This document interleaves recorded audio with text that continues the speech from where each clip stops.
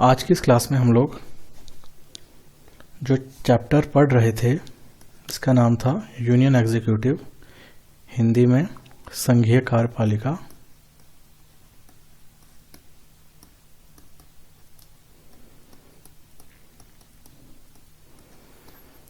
इसका आगे की स्टडी करेंगे और ये होगा पार्ट नंबर 5। और इसमें 10.3 को हम पावर ऑफ प्रेसिडेंट को आज रीड करेंगे, जिसको राष्ट्रपति की शक्तियां भी कह सकते हैं। इससे पहले की क्लास में हम लोग राष्ट्रपति का सिलेक्शन कैसे होता है, उनका इलेक्शन कैसे होता है, कौन उस इलेक्शन में वोटिंग करता है, किस तरह से वो वोटिंग काउंट की जाती है, कौन उनको उनके पद से हटा सकता है, क्या प्रोसेस होता है, ये सब चीज़ें हम इससे पहले की क्लासेस में समझ चुके हैं। पर्टिकुलरली इस वाली क्लास में हम लोग क्या देखेंगे, इसमें हम पावर ऑफ प्रेसिडेंट देखेंगे। कहने का मतलब है राष्ट्रपति की शक्तियां, उसकी पावर्स क्या क्या हैं राष्ट्रपति की। तो अगर हम राष्ट्रपति की शक्तियों को पढ़ते हैं तो इसके अंतर्गत मुख्य तौर पर हमारे सामने 5 विशेष शक्तियां देखने को मिलती हैं। बारी बारी से अगर बात करी जाए तो पहले स्थान पर हम देखते हैं कार्यपालिका की शक्ति, दूसरे में हम देखते हैं विधायी शक्ति, तीसरे में हम देखते हैं वित्तीय शक्ति, चौथे में न्यायिक शक्ति और 5वें पे आपातकालीन शक्तियां।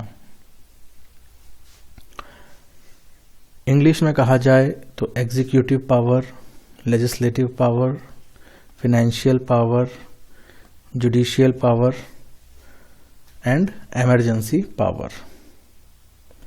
तो ये 5 शक्ति हैं बेसिकली जो मोस्ट इम्पॉर्टेंट देखी जाती हैं, जो राष्ट्रपति की शक्तियों के अंतर्गत आती है, पावर ऑफ प्रेसिडेंट के अंतर्गत आती है। बारी बारी से हम एक एक शक्ति को समझेंगे, जैसे कि कार्यपालिका शक्ति क्या होती है, इस शक्ति के अंतर्गत राष्ट्रपति महोदय क्या करते हैं। विधायी शक्तियां देखेंगे, विधायी शक्तियों के अंतर्गत राष्ट्रपति महोदय क्या करते हैं। इसी तरह से वित्तीय, न्यायिक और आपातकालीन शक्तियों को भी हम बारी बारी से समझेंगे। ठीक है, तो परीक्षा में इस वाले टॉपिक से सवाल आने की गुंजाइश सबसे अधिक होती है। तो आप सभी क्लास में ध्यानपूर्वक इस चीज़ को समझें और इस चीज़ को तरीके से नोट्स बना करके याद रखें। तो आइए अब हम देखते हैं राष्ट्रपति की शक्तियां हम देख रहे थे। सबसे पहले हमने कार्यपालिका शक्ति देखनी है। तो कार्यपालिका शक्ति को हम लोग समझते हैं कि कार्यपालिका शक्ति क्या है। अगर आप इसे ध्यान से समझने की कोशिश करेंगे तो कार्यपालिका शक्ति को हम कैसे देख सकते हैं। सबसे पहले देखिए अनुच्छेद 53, मतलब article 53 of Indian constitution. Indian constitution मतलब भारतीय संविधान के अनुच्छेद 53 में राष्ट्रपति की कार्यपालिका की शक्ति का उल्लेख किया गया है। अब राष्ट्रपति की कार्यपालिका की शक्ति का मतलब क्या है। तरह तरह की शक्तियां हैं, मैंने आपको इससे पहले अभी थोड़ी देर पहले बताया, 5 तरह की शक्तियां बताई। तो प्रत्येक शक्ति किसी किसी बारे में उनको विशेष शक्ति प्रदान कर रही है, तो वो सब हम समझ रहे हैं। उसी क्रम में हम सबसे पहले कार्यपालिका की शक्ति को समझ रहे हैं। तो कार्यपालिका की शक्ति में अगर आप देखेंगे तो इसमें राष्ट्रपति के अंदर ये जो शक्ति है, इसके अंतर्गत वो अनेक संवैधानिक पदों पर अधिकारियों की नियुक्तियां करते हैं। मतलब आप ऐसा कह सकते हैं कोई पोस्ट है या आप कह सकते हैं कोई पद है, इस पद पर किसी को रिक्रूट करना, किसी को इस पद पर लाना। ठीक है, ठीक है, तो इस पद पर उसकी नियुक्ति करना। अब ये पद कौन से हैं, ये आम पद नहीं है, ये संवैधानिक पद हैं। संवैधानिक पद मतलब ऐसे पद जिनका उल्लेख भारत के संविधान में किया गया है। धीरे धीरे जैसे जैसे क्लास आगे बढ़ेगी आपको ये सब शब्द समझ में आ जाएंगे। शुरुआती स्तर पर ये शब्द आपको काफ़ी कठिन लग सकते हैं। तो कार्यपालिका शक्ति के अंतर्गत राष्ट्रपति संवैधानिक पद पर पद आधारित कार्यों की नियुक्ति करते हैं। ठीक, यहाँ पर आप इसको लिख लीजिए याद रखने के लिए।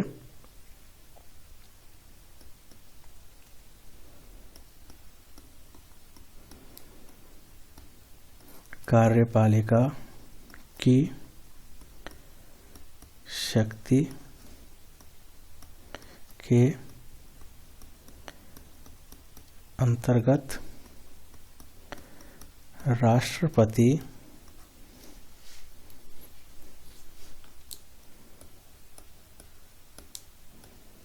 संवैधानिक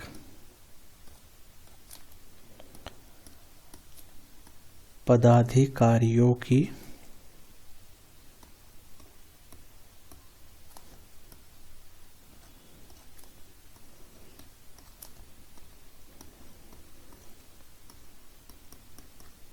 नियुक्ति करते हैं। सिंपल बात।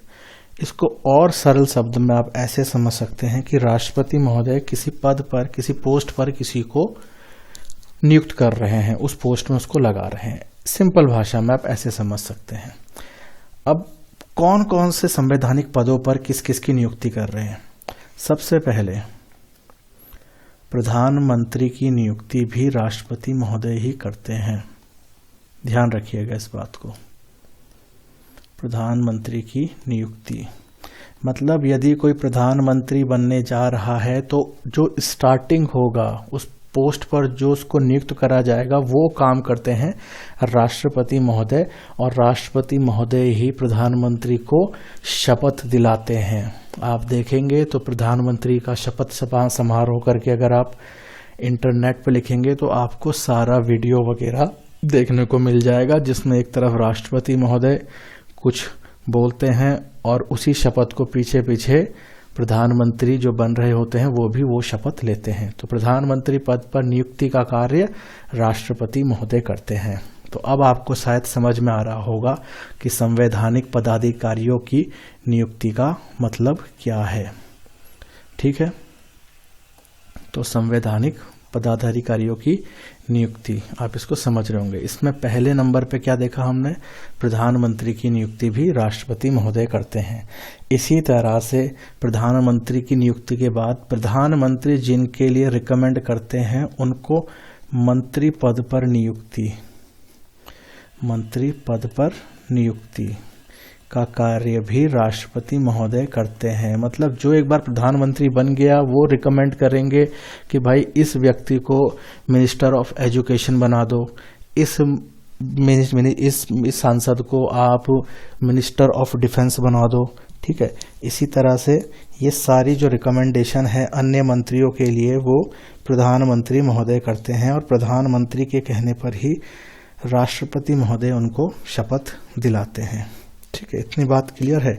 तो अन्य मंत्रियों को भी नियुक्ति राष्ट्रपति महोदय ही करते हैं प्रधानमंत्री की सिफारिश पर। ठीक है, आगे चल के एक और पद आप देखेंगे जिसे कहा जाता है नियंत्रक एवं महालेखा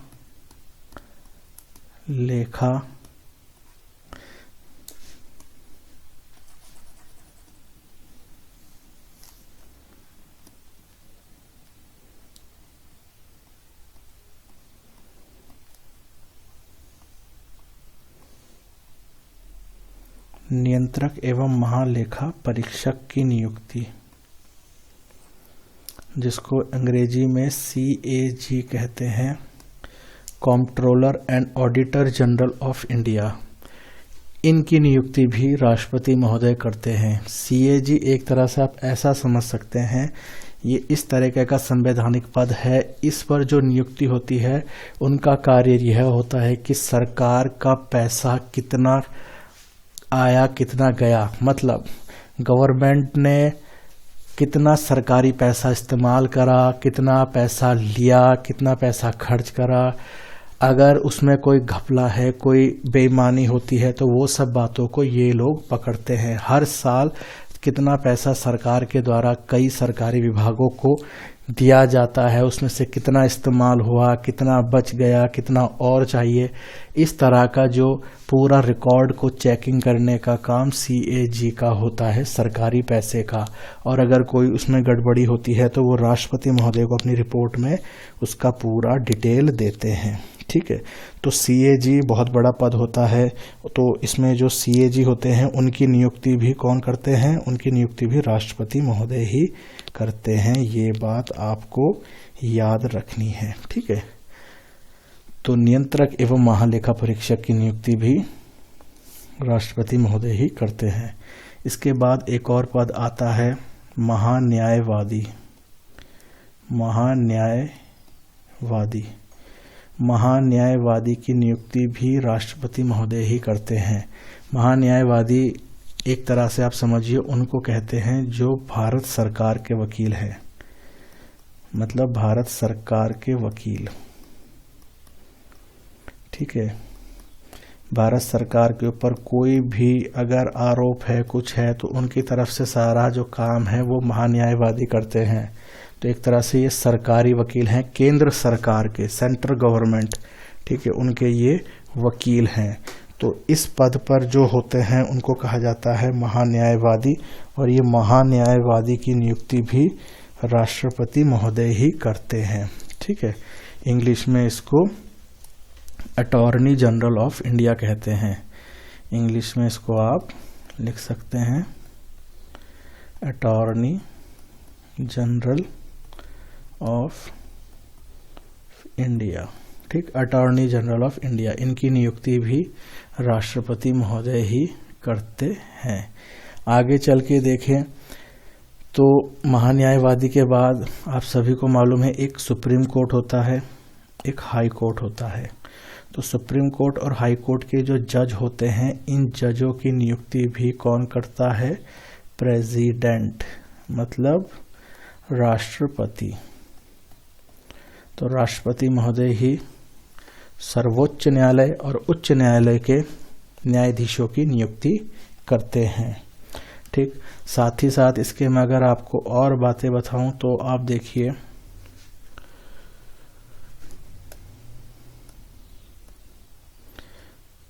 आप सभी को मालूम होगा कि प्रत्येक राज्य में, राज्य कह लीजिए या प्रदेश कह लीजिए, प्रत्येक राज्य प्रदेश का अपना एक चीफ मिनिस्टर होता है और एक गवर्नर होता है, जिसे हिंदी में हम लोग राज्यपाल भी कहते हैं। तो ये जो राज्यपाल हैं, राज्यपाल की नियुक्ति भी कौन करता है? राज्यपाल की नियुक्ति भी राष्ट्रपति ही करते हैं। ये बात भी आपने ध्यान रखनी है। ठीक, राज्यपाल की नियुक्ति। अब एक आपने नाम सुना होगा, जो लोग गवर्नमेंट जॉब के बारे में थोड़ा बहुत नॉलेज रख रहे होंगे अभी आप लोग अगर, तो एक UPSC होता है।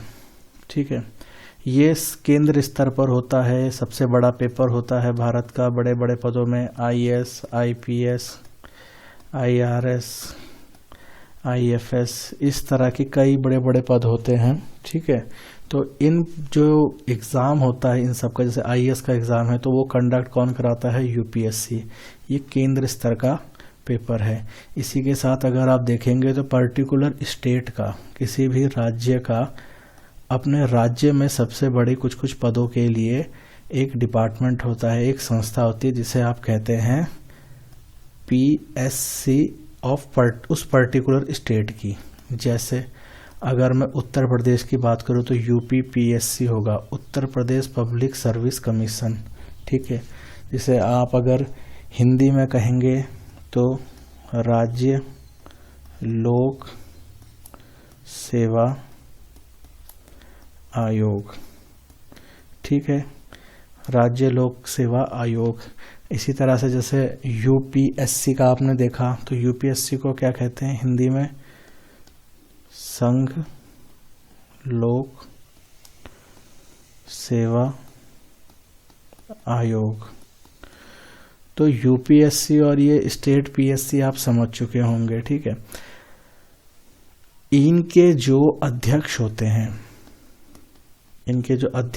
हैं ध्यान से समझिएगा, इनके जो अध्यक्ष होंगे और जो इनके सदस्य होंगे इस विभाग के, इनके अध्यक्ष और सदस्य, इनकी नियुक्ति भी कौन करते हैं? राष्ट्रपति ही करते हैं। तो आपने ये भी ध्यान रखना है कि लोक सेवा आयोग, ठीक है, जो भी संघ लोक सेवा आयोग है या राज्य लोक सेवा आयोग है, इसके जो अध्यक्ष और सदस्य हैं उनका नियुक्ति भी राष्ट्रपति महोदय करते हैं। ठीक है, याद रखिएगा। और एक और पद आप इसमें देखिए, जो निर्वाचन आयोग होता है, मतलब इलेक्शन कमिश्नर बोलते हैं जिसे, मुख्य निर्वाचन आयुक्त, मुख्य निर्वाचन आयुक्त की नियुक्ति भी राष्ट्रपति महोदय ही करते हैं। ठीक है, इसी के साथ साथ कुछ और पदों की अगर बात करें तो और किस किस को नियुक्त करते हैं? केंद्र विश्वविद्यालय, मतलब जो सेंट्रल यूनिवर्सिटी होती हैं, सेंट्रल यूनिवर्सिटी के जो कुलपति होते हैं, ये कुलपति पद पर जो होते हैं, इनको भी नियुक्ति कौन करते हैं? राष्ट्रपति महोदय ही करते हैं। ठीक है, तो ये कुछ महत्वपूर्ण बातें हैं जो राष्ट्रपति महोदय करते हैं, जो मैंने आपको अभी यहाँ पर बताई। ठीक है, अब ये सारे नाम आपने अच्छे समझ लिए होंगे, इनको मैं एक बार आपके लिए फटाफट बता देता हूँ। आपको याद रखना है, हम लोग पढ़ क्या रहे हैं? हम पढ़ रहे हैं राष्ट्रपति की शक्तियाँ।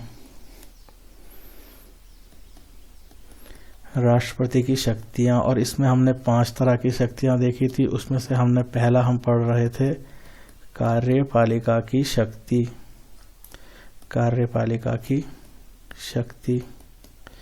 इसके अंतर्गत हमने देखा कि संवैधानिक पदाधिकारियों की ये,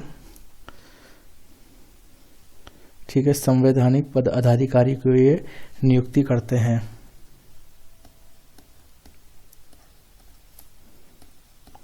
पदाधिकारियों की नियुक्ति, ठीक है,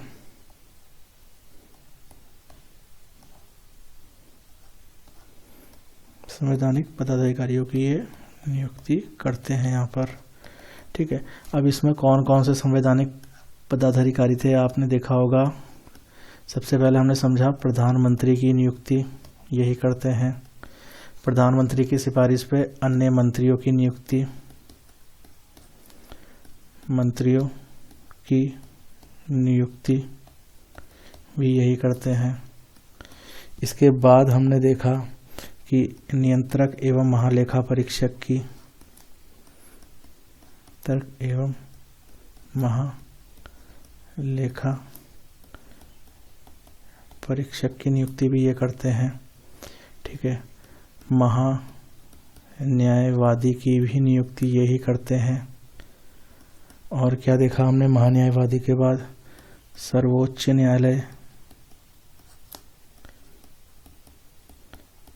सर्वोच्च न्यायालय प्लस उच्च न्यायालय,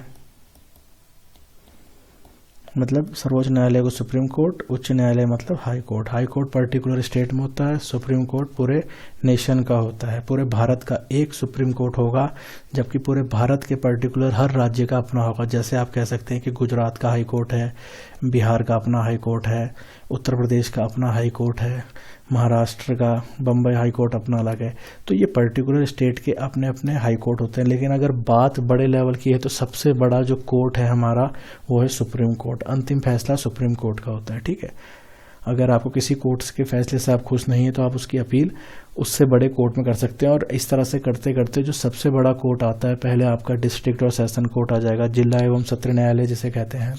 उसके बाद अगर आप वहाँ के फैसले से खुश नहीं है तो आप उस पर्टिकुलर राज्य के उच्च न्यायालय मतलब हाई कोर्ट में अपील कर सकते हैं। हाई कोर्ट के फैसले से भी अगर आप खुश नहीं है तब जाके आप सुप्रीम कोर्ट में जाते हैं। तो ये सुप्रीम कोर्ट और हाई कोर्ट के जो न्यायाधीश, जो जज होते हैं, उनकी नियुक्ति भी राष्ट्रपति महोदय ही करते हैं। ठीक है, साथ साथ मैंने आपको बताया राज्यपालों की नियुक्ति, जो राज्यपाल होते हैं जिन्हें आप गवर्नर कहते हैं पर्टिकुलर स्टेट के, उनकी नियुक्ति भी यही करते हैं। राज्यपाल के बाद अगर हम देखें तो हमने देखा यूपीएससी और स्टेट पीएससी, मतलब संयुक्त लोक सेवा आयोग और राज्य लोक सेवा आयोग जो होते हैं, इनके जो कौन कौन होते हैं यहाँ के सदस्य प्लस अध्यक्षों की नियुक्ति भी राष्ट्रपति महोदय ही करते हैं। ठीक है, इसके साथ मैंने आपको बताया मुख्य निर्वाचन अधिकारी की नियुक्ति भी यही करते हैं, कौन? राष्ट्रपति महोदय। मुख्य निर्वाचन अधिकारी के बाद मैंने आपको बताया कि जो केंद्र विश्वविद्यालय होते हैं, जो सेंट्रल यूनिवर्सिटियां होती हैं, ठीक है, सेंट्रल यूनिवर्सिटी में जो कुलपति होते हैं, सेंट्रल यूनिवर्सिटी के जो कुलपति होते हैं, इन कुलपति की नियुक्ति भी राष्ट्रपति महोदय ही करते हैं। ठीक, तो ये सब कुछ बातें थी जो आपने देखनी थी कि संवैधानिक पदाधिकारियों की नियुक्ति करते हैं राष्ट्रपति महोदय, जिसमें मैंने आपको प्रधानमंत्री बताया, प्रधानमंत्री को शपथ यही दिलाते हैं। उसके बाद प्रधानमंत्री की सिफारिश पर अन्य मंत्रियों की नियुक्ति, मतलब किसको गृह मंत्री बनाना है, किसको शिक्षा मंत्री बनाना है, किसको आप देख सकते हैं कि वित्त मंत्री बनाना है, विदेश मंत्री, इस तरह से कई मंत्री होते हैं। तो ये मंत्रियों का जो पोर्टफोलियो है, किसको क्या बनाना है, ये सब डिसाइड करते हैं प्रधानमंत्री, और प्रधानमंत्री की सिफारिश पर ही राष्ट्रपति महोदय इन सबको भी शपथ दिलाते हैं।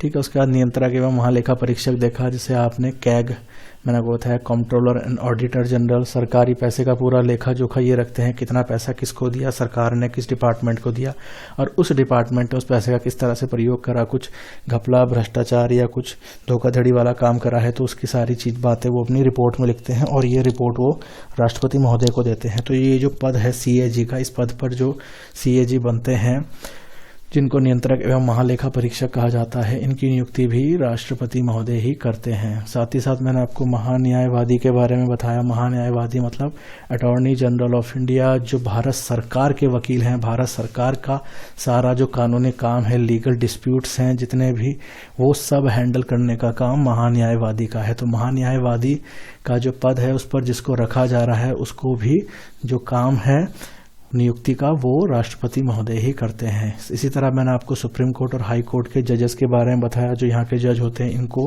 कौन नियुक्त करता है, इनको भी राष्ट्रपति महोदय ही नियुक्त करते हैं। साथ ही साथ मैंने आपको बताया प्रत्येक राज्य में अपना एक राज्यपाल होता है, उस राज्यपाल की नियुक्ति भी राष्ट्रपति महोदय ही करते हैं। इसी तरह से मैंने आपको बताया आपका जो UPSC होता है और स्टेट PSC होता है, मतलब लोक सेवा आयोग जो भी होता है, चाहे संघ लोक सेवा आयोग है, चाहे पर्टिकुलर किसी राज्य का लोक सेवा आयोग है, वहाँ के जो सदस्य और अध्यक्ष हैं, उनकी नियुक्ति भी राष्ट्रपति महोदय ही करते हैं। मुख्य निर्वाचन अधिकारी, चीफ इलेक्शन कमिश्नर जो होते हैं, उनकी नियुक्ति भी वही करते हैं, राष्ट्रपति महोदय। केंद्र विश्वविद्यालय जितने होंगे, वहाँ के जो कुलपति होंगे, उन कुलपतियों की भी नियुक्ति राष्ट्रपति महोदय ही करते हैं। तो इस तरह से हमने जो राष्ट्रपति की शक्तियाँ हम लोग देख रहे थे, है ना, राष्ट्रपति की शक्तियों में हम लोग देख रहे थे, मैंने आपको बताया था टोटल 5 होंगी। इस 5 में से जो फर्स्ट नंबर पर थी पावर ऑफ प्रेसिडेंट में कार्यपालिका की शक्ति, तो कार्यपालिका की शक्ति ये रहा आपका, ठीक है, येलो कलर से मैंने गोला कर दिया। ये कार्यपालिका की शक्ति को हम पढ़ चुके हैं। अब इसके अगली क्लास में हम क्या करेंगे, विधायी शक्ति पढ़ेंगे, फिर वित्तीय शक्ति पढ़ेंगे, फिर न्यायिक शक्ति पढ़ेंगे, फिर आपातकालीन शक्ति पढ़ेंगे।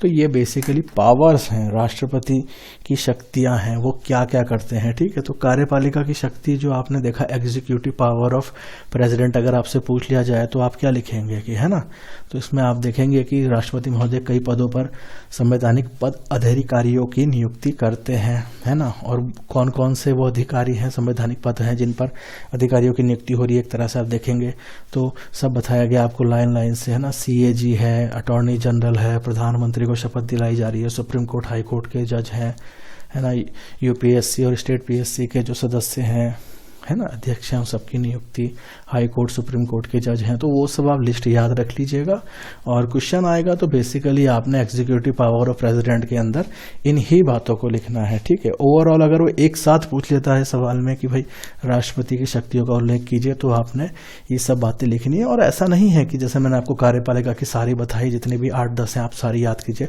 कम से कम आप 5 शक्तियाँ तो आपको पर्टिकुलर याद होनी चाहिए कि हर टॉपिक के अंदर कितने शक्तियों में क्या क्या पावर पावर आ रही है, किस किस की नियुक्ति कर रहे हैं ना। तो ये सब रहा आज की क्लास में। अब नेक्स्ट क्लास में हम लोग आगे की जो टॉपिक रह रहे हैं उन सबको भी कंप्लीट करेंगे। ठीक है, ओके, थैंक यू।